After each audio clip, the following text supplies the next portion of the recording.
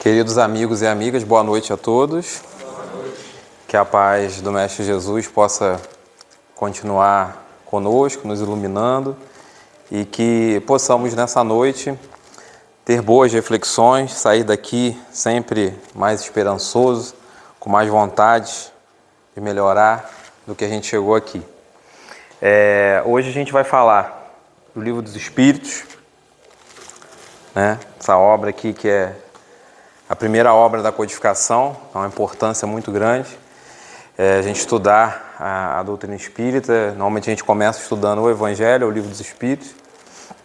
E Kardec, com os Espíritos, foi catalogando, né, as perguntas, até que ele chegou na terceira parte desse livro.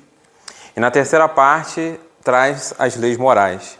Então ele vai falar da lei de adoração, da lei da sociedade, da lei de reprodução, da lei do trabalho, enfim. São muitas leis. E aí chega no capítulo 11, a última lei. Que se você for estudar, você vai observar que essa última lei, de certa forma, vem fechar esse capítulo, sustentando todas as outras leis que vieram anteriormente. E é uma lei que é diferente já pelo nome, porque todas as outras leis são únicas. É uma lei, é lei de reprodução, lei do trabalho, lei... Essa lei tem um nome composto. Então, o nosso título do nosso estudo de hoje é a lei de justiça, amor e caridade. E, muitas vezes, o ser humano tem mania de separar as coisas e as pessoas acham que são três leis, né? Mas não, é uma lei só. Lei de justiça, vírgula, amor e caridade. Então, na largada desse nosso bate-papo aqui, a gente vai pensar o seguinte: os espíritos com Kardec quiseram trazer para nós que a justiça não anda separada do amor e não anda separada da caridade, assim como o amor não se separa da justiça e da caridade e vice-versa. Ou seja, elas estão interligadas, né? Ele vai dizer ali num dado momento, a gente de fato hoje vai fazer um estudo, então a gente vai trabalhar algumas perguntas aqui importantes, como se a gente estivesse estudando em grupo, inclusive, e deixo à vontade aí se alguém quiser participar também. A gente vai perceber que ele vai dizer isso em algum momento, que a justiça não pode andar separada dessas outras duas vertentes, né? Então, a gente tem de um lado, né? Se tivesse um quadro, eu ia fazer um desenho aqui, mas imagine um triângulo, né? E na base desse triângulo tem o amor, ao centro. Do lado esquerdo está a justiça e do lado direito está a caridade, né? E essa tríade, ela precisa andar junto. É isso que a lei vai nos trazer, né? Para que a gente possa atingir os nossos objetivos, a gente precisa perceber isso, né? A justiça, o amor e a caridade. E aí, na primeira pergunta, né, desse estudo de hoje, que é 873, ele vai falar, né, sobre essa questão da justiça, e é muito interessante porque ele não começa perguntando o que é justiça, mas ele fala do sentimento. Então essa palavra nos chama um pouco da atenção, porque ele não fala o que seria a justiça, mas ele começa dizendo assim, né, isso é a pergunta de Allan Kardec aos espíritos: o sentimento da justiça está em a natureza ou é resultado das ideias adquiridas? E os espíritos responderam a Kardec: está de tal modo em a natureza que vos revoltais à simples ideia de uma injustiça. É fora de dúvida que o progresso moral desenvolve esse sentimento, mas não o dá, né? Então, olha o que ele está querendo dizer aqui. Eu vou fazer um resumo, tá? Porque a lei é muito grande e em 50 minutos, 45 tempo que a gente vai falar aqui, não dá para falar tudo, né? Mas deixa à vontade para que vocês possam estudar mais, né? Mas só nessa primeira pergunta aqui a gente já pode ficar parado um tempo aqui conversando. Porque olha só o que ele diz aqui: o progresso moral desenvolve esse sentimento, mas não o dá. Então, o fato de desenvolvermos até uma parte do nosso progresso, e principalmente o intelectual também, não quer dizer que necessariamente vamos agir com justiça. E olha só, a resposta ainda não terminou. E ele diz assim: Deus o pôs no coração do homem. Então, esse sentimento que Kardec perguntou da justiça, Deus o pôs no coração do homem, como ele diz aqui. Daí vem que frequentemente, e aí é a beleza dos espíritos nesse final da resposta. Daí vem que frequentemente em homens simples e incultos se vos deparam noções mais exatas da justiça do que nos que possuem grande cabedal do saber. Então, o que ele está querendo dizer aqui? O fato de ter grande conhecimento intelectual não quer dizer nada. Para ser justo ou não. Para agir com esse sentimento, né? Eu estou forçando aqui porque os espíritos estão lembrando. Sentimento da justiça. Né? E a gente vê pessoas muito simples nos dando muitas lições, como os espíritos responderam aqui, sobre agir de forma justa. E às vezes pessoas que são extremamente inteligentes e que não nos dão isso. Né? Tem uma frase que diz que a gente deve ter medo de pessoa muito inteligente. Né? E por que eles dizem isso? É porque a pessoa muito inteligente te convence do errado que está certo. Pelo poder de convencimento que muitas vezes ela tem. Isso eu estou falando no geral. Mas então, na primeira pergunta, desse sentimento de justiça, ele vai dizer para nós que, mesmo com esse avanço do progresso, não quer dizer que necessariamente sejamos justos. E aí vamos aprofundar essa questão. Aí, na 875, ele vai dizer assim: como se pode definir a justiça? Perguntou Kardec. E aí ele diz, os espíritos responderam: a justiça consiste em cada um respeitar os direitos dos demais. Simples, né? Se a gente conseguisse colocar em prática. Parece simples, né? Então a resposta é bem curta, é uma frase. A justiça consiste em cada um respeitar os direitos dos demais. Então eu iniciei aqui a minha fala dizendo que a gente tem uma tríade: o amor, a justiça de um lado e a caridade.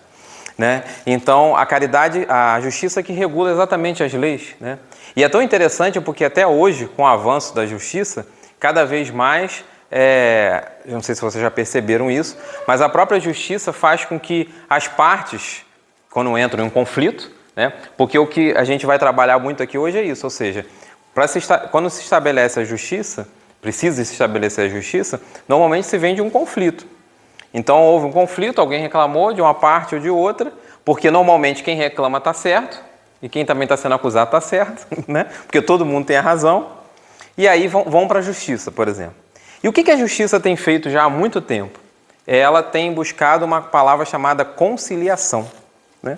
Ou seja, você vai lá para uma audiência, enfim, e o juiz, aquele que é o responsável da lei naquele momento, que pode estar atendendo ali, ele vai buscar uma conciliação entre as partes, para que eles possam se entender. Né? E aí a gente fica pensando, porque hoje a gente está falando aqui da lei de justiça, amor e caridade, e a gente está falando, óbvio que a gente toca na justiça humana, mas a gente está falando da justiça divina. Então, se até para os homens, a nossa justiça material, a gente busca uma conciliação, que dirá para a divina. Né? Então, para a gente começar a pensar um pouco sobre isso. Né? Então, esse direito, né? Como é que a gente determina esse direito? Na questão seguinte, Kardec perguntou. Né? E aí ele vai dizer, lá no final, ele vai falar, e a mensagem que a Angélica leu aqui em algum momento falou sobre consciência. Essa questão da justiça está muito também na consciência. Então ele vai dizer, falando sobre esse tribunal da consciência, que é onde a gente coloca essas informações, né? Vamos dizer assim, agir de forma justa, ou seja, trabalhar na consciência. E na questão 876 ele vai dizer assim: posto de parte o direito que a lei humana consagra, qual a base da justiça segundo a lei natural? E aí ele vai lembrar de Jesus para nós na resposta. Vai dizer assim: disse o Cristo, queira cada um para os outros o que quereria para si mesmo. No coração do homem imprimiu Deus a regra da verdadeira justiça, fazendo que cada um deseje ver respeitado os seus direitos. Na incerteza de como deva proceder com o seu semelhante, em cada circunstância, trate o homem de saber como quereria que com ele procedesse, em circunstância idêntica. Guia mais seguro do que a própria consciência, não lhe podia Deus haver dado.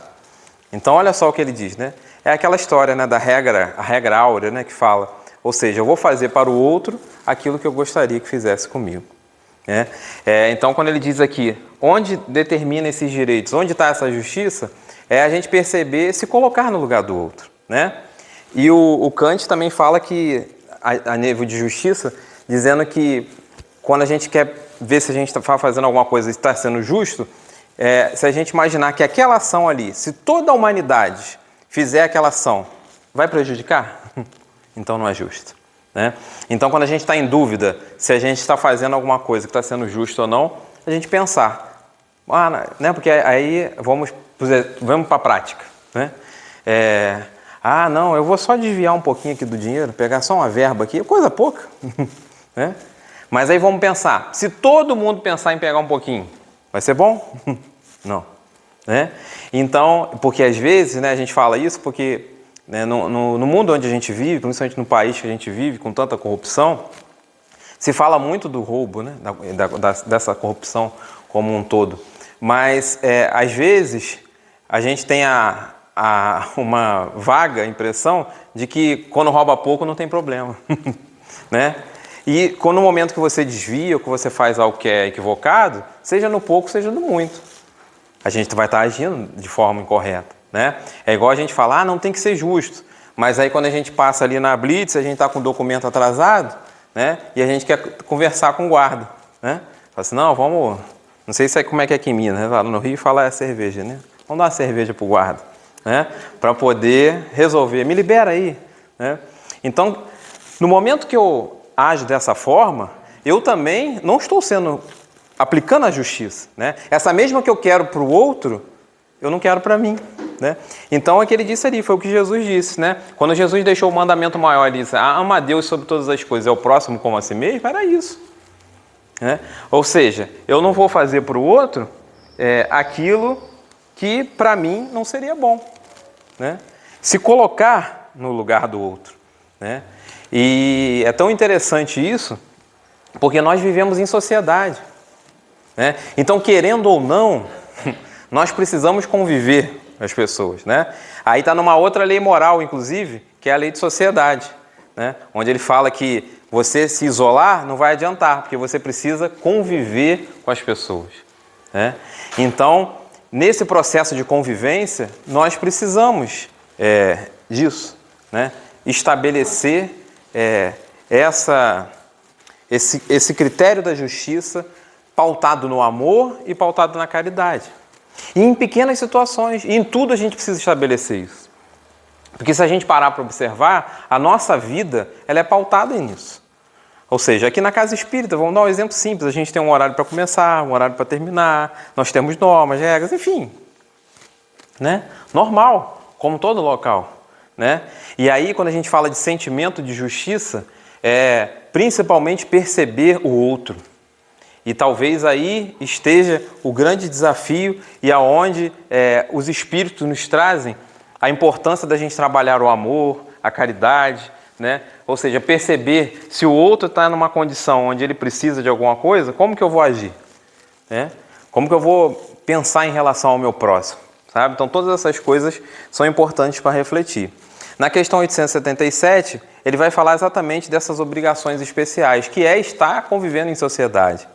Então, o Kardec perguntou aos espíritos assim, da necessidade que o homem tem de viver em sociedade, nascem obrigações especiais? Certo, e a primeira de todas é de respeitar os direitos de seus semelhantes. Aquele que respeitar esses direitos procederá sempre com justiça. Em o vosso mundo, porque a maioria dos homens não pratica a lei de justiça, cada um usa de represálias. Essa a causa da perturbação e da confusão em que vivem as sociedades humanas. A vida social outorga direitos e impõe deveres recíprocos. Então, olha, isso aqui, essa resposta foi dada em 1857, mas parece que ele está falando dos dias de hoje, né? Porque ele está dizendo aqui a sociedade em perturbação, em confusão, enfim, porque a gente não consegue perceber o outro. Perceber esses direitos, né? Porque, veja se isso não acontece em muitos casos. Quando a gente está numa posição onde a gente se sente injustiçado, a gente tem 1000 argumentos para aquilo ali. Mas quando nós fazemos, a gente não pensa nisso. Sabe? Então, é aquela história assim, não, quando eu cometo algo, seja o que for, não, mas ó, naquele dia eu não estava bem, sabe? Você me desculpa, eu não tive um problema. E tá certo, ninguém está dizendo que está errado. Mas por que eu não uso, e vai ser uma pergunta mais para frente, mas por que eu não uso com essa mesma compreensão quando é ao contrário? Sabe? É aquela velha história, né? De uma situação que se aconteceu. As crianças estavam brincando na rua, numa calçada, e aí veio um carro desgovernado, atropelou e matou uma criança. A mãe dessa criança, obviamente, ficou muito revoltada e queria a morte daquele motorista, porque ele cometeu aquilo. Parece que estava sob efeito de álcool, enfim, né? E aí, nessa visão, vamos dar essa visão mesmo. Vamos dizer que ele estava alcoolizado, tá? E aí, ele atropelou e matou o seu filho. O seu filho. Vamos se colocar na posição de um pai ou de uma mãe dessa pessoa que atropelou e matou alguém. Como que você gostaria que agissem com relação a ele? Seu filho morreu. Como que você gostaria que agissem em relação ao motorista? O que normalmente a gente vê nas páginas e nas notícias, o que a frase quando acontece alguma coisa assim é?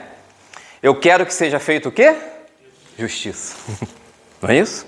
É o que normalmente a gente fala. Que a gente vê as pessoas falando, no geral. Eu quero que seja feita justiça. Mas aí vamos mudar a história. A situação é a mesma. O atropelamento, a morte. Mas agora o seu filho é o motorista. Foi ele que atropelou. E agora? O que queremos para o destino do nosso filho? Sabe? Então, quando a gente traz um exemplo desse, é para a gente parar e pensar. Principalmente a gente se colocar na cadeira do outro. Tinha a história uma vez do sapato, né? Do sapato apertado. Você não sabe como é que está o meu sapato, está apertado. Só quem calça o sapato é que sabe. Sabe? Então, assim, a proposta que os Espíritos vão trazer para nós é: vamos nos colocar no lugar do próximo, mas de verdade. Ou seja, vamos sentar na cadeira do outro. Porque quando a gente está acusando é sempre muito fácil. É muito cômodo a gente só acusar. Mas quando a gente está na posição onde a gente está sendo prejudicado por algo que aconteceu, aí a gente muda, né? Muda de conversa, porque a gente vai querer os atenuantes daquela falta. E é natural, por um sentimento de defesa que o ser humano tem. Mas é preciso que a gente haja também com essa mesma tranquilidade em relação ao nosso próximo. Mas vamos então caminhando aí pelo nosso estudo e imaginando que a gente pratique a justiça. Não, Alan, eu sou justo, eu ajo com muita justiça perante o meu próximo, perante a sociedade. Será que só agir com justiça é suficiente? E aí os espíritos responderam isso para Kardec, na questão 879. Kardec perguntou: qual seria o caráter do homem que praticasse a justiça em toda a pureza? Então você pratica a justiça integralmente. Beleza, então tá resolvido, né? Será? Olha só o que ele diz, né? Então a pergunta foi: qual seria o caráter do homem que praticasse a justiça em toda a sua pureza? E ele diz: o do verdadeiro justo, né? Ou seja, está praticando a justiça em toda a pureza, a exemplo de Jesus. Porquanto praticaria também o amor do próximo e a caridade, sem os quais não há verdadeira justiça. Então, olha só, amarrou. Não tem jeito, né? Então, só praticar a justiça não adianta, que ele diz, sem o amor do próximo e a caridade, não há verdadeira justiça. Por isso que eu disse aqui no início desse tripé, onde o amor está no topo, a justiça está do lado esquerdo e a caridade está do lado direito. E eles precisam estar juntos.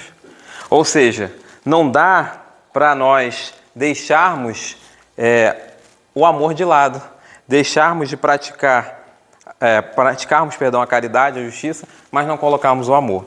E para falar um pouquinho do amor, eu trago aqui o Emmanuel, no livro Pensamento e Vida, onde ele vai falar, no último capítulo desse livro, ele vai falar sobre o amor. Para quem gosta de leitura, deixo aí a sugestão desse livro, que é maravilhoso. E ele começa, só um trecho que eu destaquei da mensagem, tá? Ele começa dizendo assim, ó: o amor puro é reflexo do Criador em todas as criaturas. Então é aquela história, né? Deus é o amor e nós somos reflexos desse amor.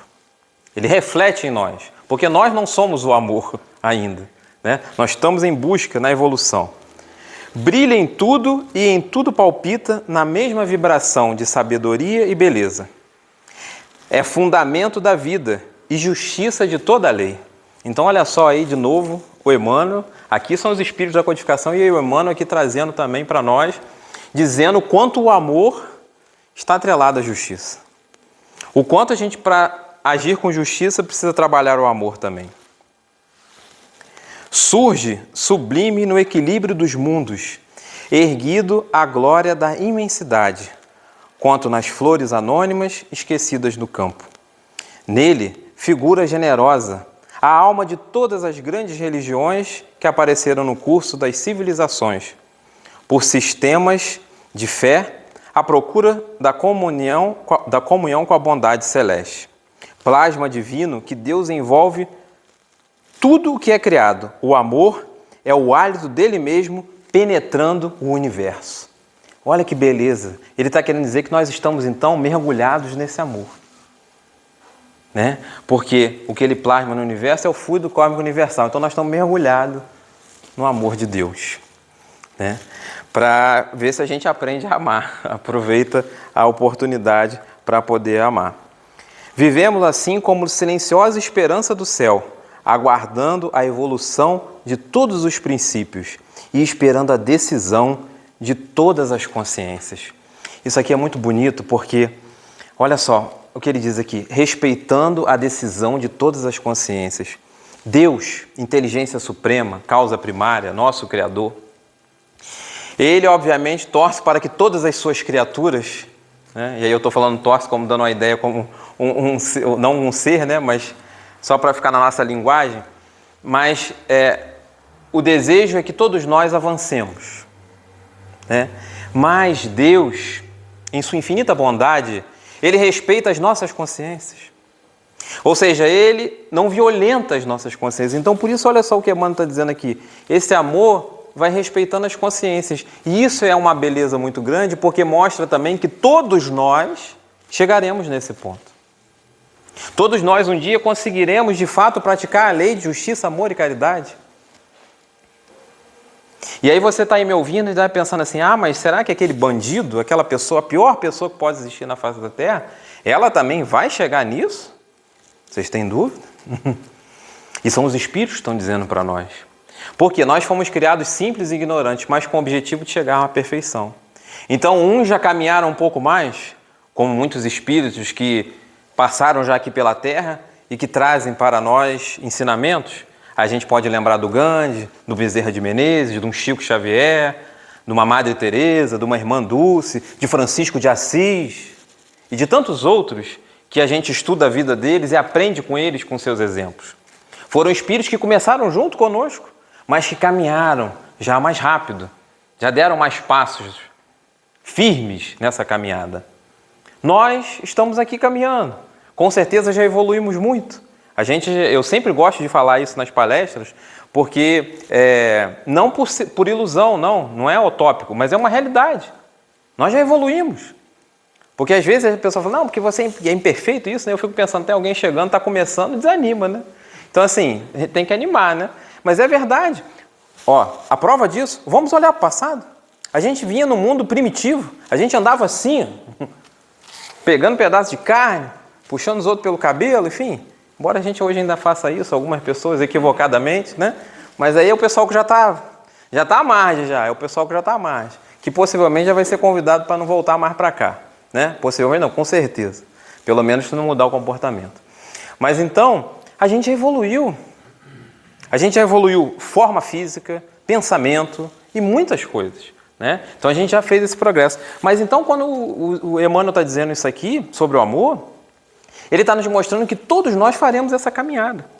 Quer mais uma prova disso? A Gênese, quinta obra da codificação, origem do bem e do mal. Os espíritos vão dizer lá com Kardec o seguinte: chega um momento, e eles usam essa palavra lá, que o homem se constrange em estar no mal. Constrangimento. O que é constrangimento, né? Você chega num lugar, você é constrangido, você fica mal. Você quer esconder sua cara, você não quer que ninguém te veja. Então você vai estar constrangido, né? Os espíritos que vão estar nesse caminho, constrangidos de estar no mal e vão buscar o caminho do bem. Não é porque ninguém falou, não é porque ninguém disse que tem que ser assim.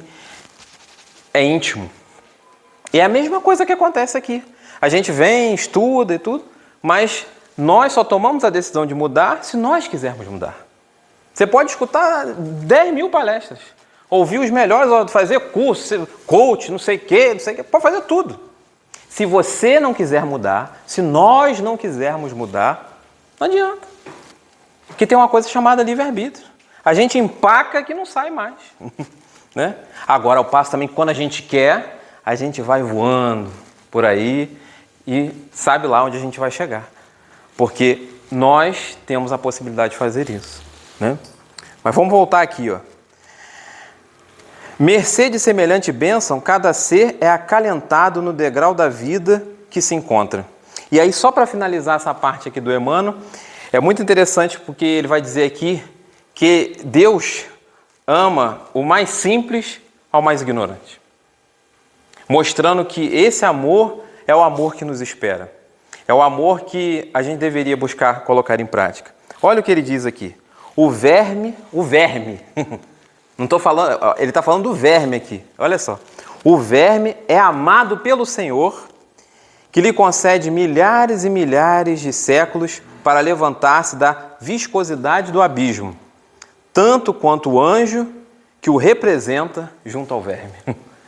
Isso aqui é de uma beleza tamanha, porque ele está dizendo que Deus ama o verme e ama o anjo, na mesma proporção. Né? Então, a gente percebe que Deus já nos ama, mesmo antes da nossa criação. Né? Então, é esse amor que a gente tem que buscar aprender. Né? O amor que a gente tem hoje aqui, ele ainda é muito egoísta. Né? Ele ainda é muito minha, é muito possessivo. Né? Mas o amor que nos espera à frente é muito maior do que isso. Né? É algo que transcende a essa questão que nós normalmente percebemos no nosso dia a dia. E aí, eu quero seguir aqui com mais uma questão, né, para que a gente possa trabalhar sobre esse assunto de hoje, que é, vamos dizer assim, a questão derradeira dessa lei, começa a falar da calor, né? Dessa lei de justiça, amor e caridade, que é a questão 886. E é tão interessante porque Kardec faz uma pergunta, quando a gente começa a estudar, a gente vai percebendo essas pequenas observações, né?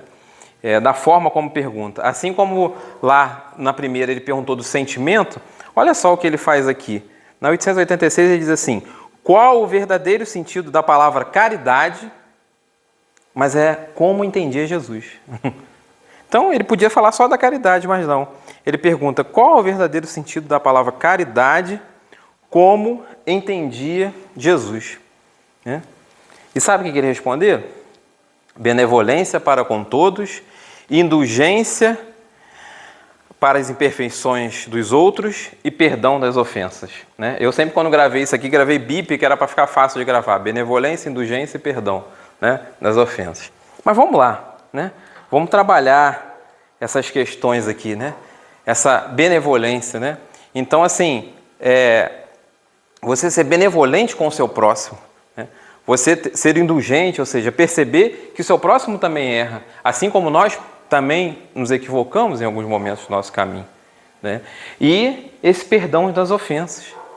Então, o que ele estava querendo dizer aqui, e depois a gente vai ter uma mensagem de São Vicente de Paulo aqui para a gente trabalhar também, é que a caridade, ela se estende, e mais à frente, depois eles vão desenvolver todos os estudos, vão falar da esmola, enfim, e tudo mais. ela é muito mais do que isso, né? É muito mais do que a gente dar um alimento, do que a gente ajudar. E vejam bem, não é que isso não faça parte, tá? Mas é muito mais do que isso. Aí ele entra numa parte que chama de beneficência também, que é você beneficiar alguém, ou seja, alguém que está precisando naquele momento. Então a gente fez recentemente aqui um trabalho do bazar, né? Então muitos de vocês trouxeram casacos, trouxeram roupas, enfim, vocês estavam ajudando, né? Mas aqui, a caridade aqui é como entendia Jesus. Então ela está indo para uma outra esfera. E aí ele vai dizer aqui de ser benevolente. Ou seja, de ter entendimento em relação, e ser bondoso, no primeiro lugar, em relação às pessoas. Ah, mas eu tenho que ser bondoso com aquele que é chato comigo? Eu tenho que ser bondoso com aquele familiar que eu não gosto de encontrar, que eu tenho que encontrar naqueles almoços? Também. Né? Com aquele que fala algumas coisas que a gente não gosta? Também. Né? A proposta é essa. Se a gente já consegue fazer isso, é um outro ponto, tá? Mas a proposta do ensinamento dos Espíritos para nós é essa. Mas acalme-se, porque nem todo mundo consegue fazer isso. Né? Isso é uma realidade. Mas a gente está aqui estudando para um dia conseguir fazer. Talvez hoje a gente faça de forma um pouco tímida, né? Em alguns momentos a gente consegue fazer, em outros não, né? Mas isso é natural. Mas nós temos que começar a pensar sobre isso, né? E principalmente, quando a gente vai falar de caridade, é ajudar ao próximo sem saber a sua origem, sem saber quem é. Eu sempre, de vez em quando, cito nas palestras do Bezerra de Menezes, né? Agora em agosto faz sempre aniversário dele. E Bezerra de Menezes, ele era uma criatura assim. Ele viveu lá, ele era do Ceará, depois ele veio para o Rio de Janeiro, né? E médico. E ele era alguém que, assim, a pessoa chegava lá, ele atendia, se a pessoa dissesse assim, não tem como pagar, ele tirava, se fosse o caso, da própria roupa para doar. Né? Tem várias histórias dele, né? O anel de formatura que ele deu, enfim, e muitas coisas, né? O Bezerra, ele foi presidente da Federação Espírita Brasileira, e Bezerra também foi político, né? E ele foi o único político que entrou rico e saiu pobre, né? Porque ele era de família, tinha uma família de posse, então quando ele vem para o Rio, ele tinha uma condição razoável, condição boa, na verdade, mas ele dedicou parte da vida dele à caridade, né? E boa parte, tanto é que ele chega a abrir 2 consultórios. Ele abre um consultório para quem não podia pagar e abre um consultório para quem podia pagar. Obviamente, porque quem não podia vivia lotado, né? Muita gente pobre. Ele tem histórias dele onde ele morava naquela região no central do Rio de Janeiro, para quem não conhece, mas assim, ele morava lá para o lado de Vila Isabel e tinha consultório no centro. Então ele tem histórias dele ir a pé para casa, porque ele não tinha nem o dinheiro do bonde na época, porque ele deu o dinheiro. Porque a pessoa foi lá, ali atendeu de graça, passou o remédio, mas a pessoa falou assim, eu não tenho nem para consulta, eu não vou ter para pagar também. Então foi alguém que dedicou a sua vida à caridade. E ele, quando chega no mundo espiritual, já falei isso aqui em outras palestras, mas como hoje a gente está falando do assunto de amor e caridade, acho que cabe muito bem. Ele é recebido por Celina, emissária de Maria, e ele chega ao mundo espiritual e vários espíritos estavam como se aguardando a presença dele, e ela caminha com ele, e ele pergunta quem são aqueles espíritos. E ela responde para ele assim, eles são todos aqueles que você ajudou na Terra, sem nem perguntar o nome. E o Bezerra dá esse relato dizendo que, naquele momento, ele experimentou uma alegria imensa, que era a alegria de servir, sabe? Então, assim, fazer o bem vale muito a pena. É um dos tripés que a gente está trabalhando aqui hoje, que é a caridade, né? E ele não queria saber quem era. Vamos voltar para a época do Cristo, para a gente pegar um exemplo também sobre isso. Vinha um homem descendo de Jerusalém para Jericó. Lembra dessa história? Né? Esse homem foi atacado por ladrões, roubaram ele, bateram, deixaram ele numa condição muito difícil. E aquele homem estava caído. Passou um sacerdote, alguém da igreja, olhou para aquele homem, foi embora. Passou um homem das leis, olhou para o homem e foi embora. E aí veio um samaritano, olhou para aquele homem e não pensou 2 vezes. Pegou, já foi fazendo ali um primeiro atendimento para ele, naquele momento. Pegou aquele homem, levou até uma hospedaria, deixou lá, mandou cuidar dele, que na volta, se precisasse acertar, deixou um dinheiro e se precisasse de mais, na volta ele acertaria. É importante lembrar o seguinte, né? Quando a gente conta essa história, que é a parábola do bom samaritano, contei aqui rapidamente, mas vamos voltar na parábola, porque ele nos traz muitos ensinamentos, né? Primeiro porque o samaritano era alguém mal visto pelos judeus, vocês sabem disso, né? Até poucas palestras aqui atrás alguém falou sobre isso também. Então os judeus e os samaritanos não se entendiam, né? Naquele momento, de certa forma, os judeus e os samaritanos estavam em conflito, sempre tiveram conflito, mas naquela passagem específica é interessante porque Jesus conta essa história, só para contextualizar, né, no momento que ele está chegando a Jerusalém para a celebração da Páscoa. E era a última celebração, porque Jesus já sabia que ali ele ia desencarnar. Então, e naquele momento, olha que interessante isso, né? Assim, só para contextualizar por que a gente está falando do samaritano. Naquele momento, Jesus fez um caminho diferente na peregrinação. Ele passa por Samaria para chegar a Jerusalém. Andou mais, enfim, foi mais cansativo. E quando chegou lá, na hora que foi pedir abrigo, foi negado abrigo para eles. Então, você imagina, Jesus chega em Jerusalém, está com os apóstolos ali, os apóstolos estão revoltados, né? Porque tiveram que andar, não receberam abrigo. E aí Jesus conta uma história onde o samaritano foi quem ajudou. Só que foi o doutor da lei que pergunta isso para ele, né? Que fala sobre questão do reino de Deus e tudo mais. E aí Jesus fala para ele, quem ajudou o próximo nessa história? A quem te parece o próximo? E ele diz, né? Ele não fala o samaritano, mas ele fala aquele que agiu com misericórdia. Mas a parábola do bom samaritano nos mostra isso, ou seja, o samaritano não se preocupou, né? O religioso, o homem da lei, ele se preocupou, por quê? Porque aquele homem estava sangrando, e o sangue para o judeu é algo muito impuro também.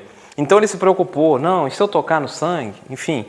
E mais ainda, se preocupou com algo que hoje em dia a gente se preocupa muito na sociedade dos dias atuais também. Não, eu vou ajudar esse homem aí, e se alguém passar e me ver ajudando? Né? Hoje em dia a gente também não tem muito isso, às vezes. Ah, não, vou ajudar alguém, mas se me ver aqui nesse lugar, como é que vai ser? Né? Ora, a gente precisa se preocupar em fazer o bem, né? Tem alguma coisa errada nessa história, né? Ou seja, no momento que a gente está fazendo o bem, não importa o que a gente está fazendo. Pelo contrário, o bem devia contagiar aquelas outras pessoas e não fazer com que elas desistissem de fazer o bem. Mas o que eu estou querendo trazer aqui é que não desista da caridade, né? Faça a sua parte, mesmo que você não seja reconhecido, porque a proposta nem é ser reconhecido. A proposta é a gente fazer a nossa parte, né? Existem algumas mensagens aí do próprio Emmanuel e de alguns espíritos que dizem isso, faça a sua parte, mesmo quando você está sendo combatido.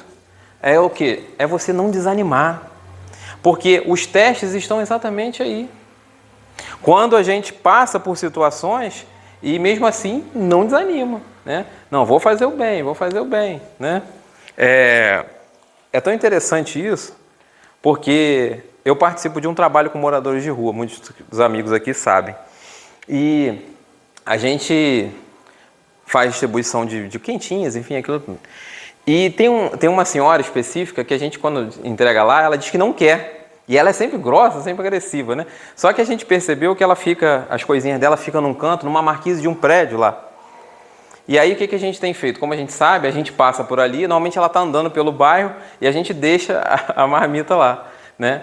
E aí, desse último mês, quando a gente passou, a gente viu ela, aí a gente parou e falou assim, nós deixamos lá. Ela, não era para ter deixado, que não sei o que, sabe? Então é interessante que a pessoa está naquela condição ali, mas você vê que ela ainda está num momento de revolta.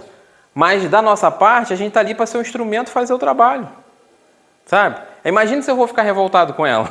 Imagina se eu não vou dar mais para ela, porque eu sei que ela precisa, ela está na rua, sabe? Então, assim, faça a sua parte, e aí vamos passar para a esfera do nosso lar, da nossa família, enfim. Né? Às vezes, né, as nossas famílias a gente encontra dificuldade, isso faz parte, né? É normal. Quando às vezes as pessoas vêm para a casa espírita, estão chegando, e aí falam, mas eu tenho problema na família. Eu falo assim, eu também tenho, né? Porque todos nós temos. Às vezes a gente olha a família do outro e inveja, olha a família perfeita, né? Mas como diz aquela história, quando fecha a porta, todo mundo sabe, cada um sabe aquilo que aperta, né? A família feliz é só naquele comercial de margarina, que eu nem estou vendo muito mais esse comercial, que todo mundo era feliz, todo mundo estava alegre e era tudo uma maravilha, né? mundo normal, nós somos seres em evolução. Então nós ainda encontramos dificuldades, problemas, enfim, faz parte ainda da evolução. Pode falar, Ney. O problema na família, às vezes, somos nós mesmos. Sim. Tentamos fazer com que os outros se sujeitem às nossas vontades. Exatamente. Às vezes o problema somos nós, né? E a gente acha que o problema está com o outro. Mas isso é explicável, por quê? Porque a Joana de Anjos, por exemplo, diz que na família são encontros de espíritos em compromissos inadiáveis. Ela vai dizer numa das obras dela. Então, na família, nós nos encontramos, não é à toa. Mas aí é o momento da gente praticar essa lei de justiça, de amor e caridade.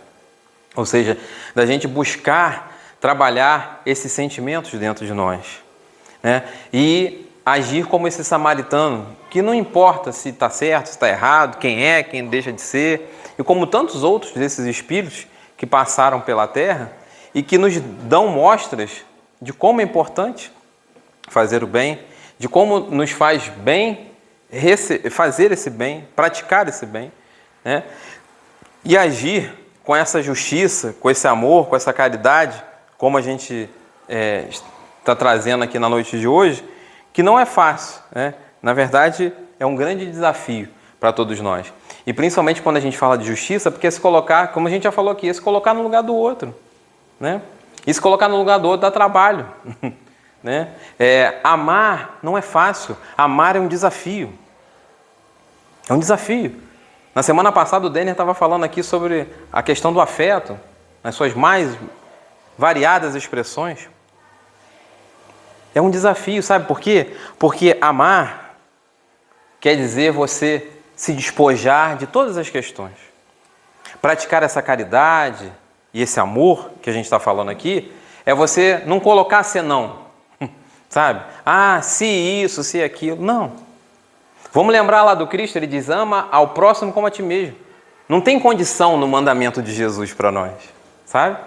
Então é mais ou menos isso. Ou seja, quando a gente coloca muito se, a gente está perdendo a oportunidade de amar.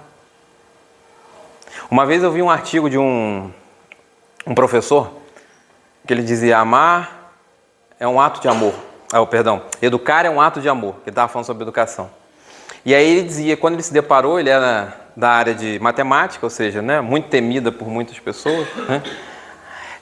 E quando ele se deparou numa sala de aula, ele se viu com um grupo que já sabia alguma coisa, que podia andar, mas com boa parte daquela classe que ele pegou, que tinha muita dificuldade em matemática. Até muito aterrorizado por professores anteriores, né? Isso é muito difícil, é isso, é aquilo. A pessoa, né, a mente é algo, né, que processa tudo isso. Então, se você desde cedo foi educado, é muito difícil, não é, né? Você não vai conseguir e tal, você traz isso para a sua vida. E aí ele se deparou com parte da classe dessa forma. E ele diz assim, ele escreve um artigo e ele diz assim, eu tinha duas situações. Ou eu ensinava só para aquele pessoal ali que sabia, e beleza, e os outros abre aspas, eram tidos como burros, que não conseguiam aprender. Ou eu saía da minha posição do cômodo e ia até esses que tinham dificuldade. E ia em cada um, para ver onde estava a maior dificuldade e fazer com que eles pudessem aprender. Graças a Deus ele escolheu a segunda opção, né? E ele foi de encontro àqueles que mais necessitavam. Isso é um ato de amor, né? Então, na nossa sociedade, na nossa família, ou seja, por onde quer que a gente transite, que a gente conviva com as pessoas, que a gente possa sair desse comodismo. A proposta que os Espíritos estão trazendo com a lei de justiça, amor e caridade é essa.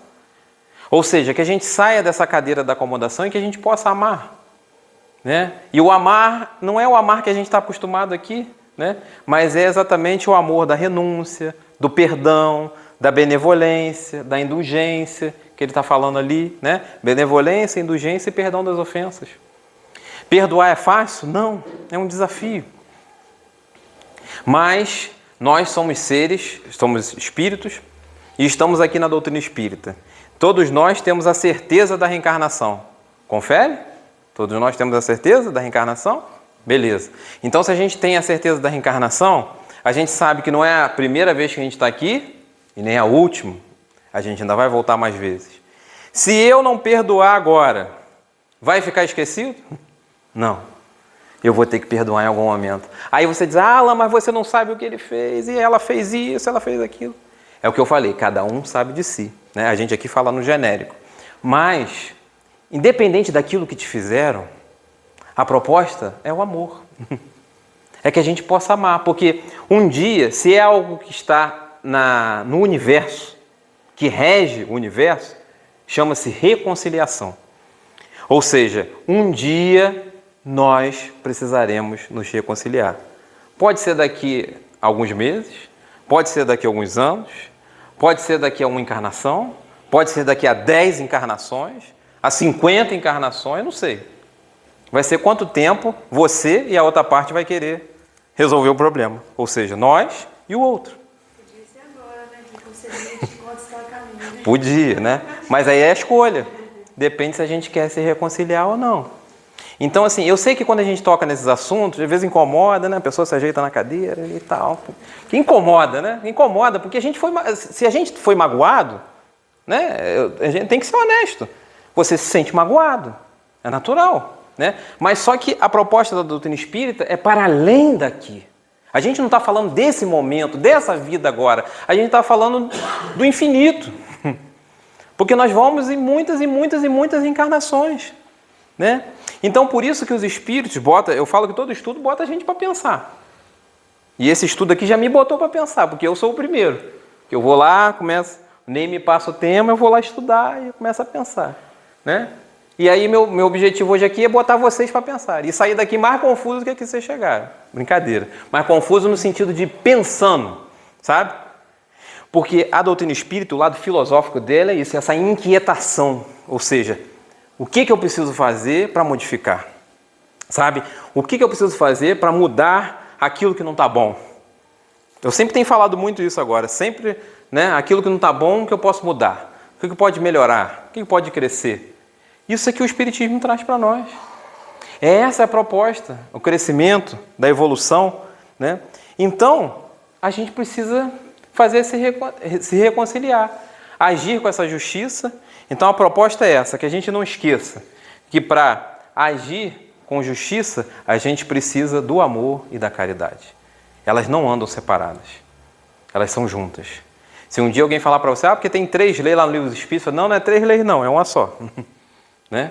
É justiça, amor e caridade. E eu queria, já caminhando aí para o nosso final, já que a gente falou hoje de amor, de caridade, justiça, eu lembro da primeira epístola dos Coríntios, no item 13, né? Que faz assim uma definição muito boa para nós do que é esse amor, daquilo que a gente deve projetar para amar e dessa proposta para nós. E principalmente daquilo que a gente pode mudar, né? E aí ele diz assim, muitos de vocês conhecem, mas é importante para a gente lembrar na noite de hoje. Ainda que eu falasse a língua dos homens e dos anjos e não tivesse amor, seria como metal que soa ou como sino que tine. Só um objeto, mais nada, sem amor. E ainda que tivesse o dom da profecia e conhecesse todos os mistérios e toda a ciência, e ainda que tivesse toda a fé, de maneira tal que transportasse as montanhas, e não tivesse amor, eu nada seria. E ainda que distribuísse toda a minha fortuna para sustento dos pobres, e ainda que entregasse o meu corpo para ser queimado, como na época dos cristãos, né? E não tivesse amor, nada disso me aproveitaria. O amor é sofredor, é benigno. O amor não é invejoso, não trata com leviandade, não se ensoberbece. Não se porta com incidência, não busca os seus interesses. Não se irrita, não suspeita mal. Não folga com a injustiça, mas folga com a verdade. Tudo sofre, tudo crê, tudo espera, tudo suporta. O amor nunca falha, mas havendo profecias, serão aniquiladas. Havendo línguas, cessarão. Havendo ciência, desaparecerá. Porque em parte conhecemos e em parte profetizamos. Mas, quando vier o que é perfeito, então o que é em parte será aniquilado. Quando eu era menino, falava como menino. Sentia como menino, discorria como menino. Mas logo que cheguei a ser homem, acabei com as coisas de menino. Porque agora vemos por espelho em enigma, mas então veremos face a face. Agora conheço em parte, mas então conhecerei como também sou conhecido. Agora, pois, permanece a fé, a esperança e o amor. Estes três, mas o maior destes é o amor. Essa epístola traz bem resumido, né, essa questão do amor, e falando, né, que é paciente, né, não se irrita, enfim, tantas coisas onde é o amor. E aí a gente vai percebendo, quando a gente estuda isso, que é muito diferente do amor que a gente vê na novela, que a gente vê no dia a dia, né, no mundo material. Mas que esse amor que os Espíritos estão nos propondo para a nossa evolução, para o nosso crescimento, é muito maior que isso, né? Então, o nosso convite para a noite de hoje, para essa nossa reflexão, era essa, né, que a gente pudesse pensar em como colocar em prática isso na nossa vida diária. Que a gente saia daqui pensando sobre isso, né?